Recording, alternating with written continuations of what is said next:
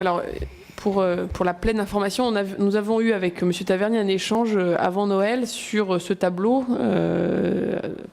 Et nous avions pu, effectivement, dans notre échange, parler de la nécessité de peut-être communiquer davantage sur les effets par décile. Et par ailleurs, effectivement, dans tout ce que disent mes collègues, ce qui est important, c'est d'avoir aussi l'intégralité des mesures compensatoires. Je pense que la grande différence, quand même, dans la prise en compte des données, c'est les effets comportementaux, notamment sur tabac et énergie.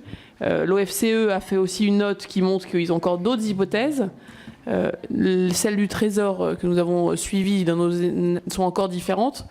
Ce qui serait peut-être intéressant, c'est qu'on puisse aussi, peut-être que l'INSEE nous aide à faire ça, à comparer les jeux d'hypothèses comportementaux pour qu'on puisse, nous, avoir un regard éclairé sur ce qui est de l'ordre du comportemental, ce qui est de l'ordre de l'économique, ce qui est de l'ordre du mécanique.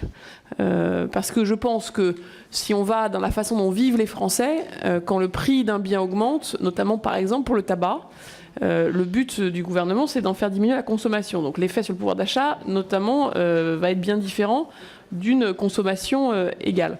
Je pense que la communication par décile, notamment sur les mesures d'inflation, elle est clé.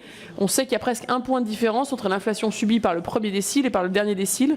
Donc c'est des choses qui sont extrêmement, je pense, utiles pour éclairer nos discussions.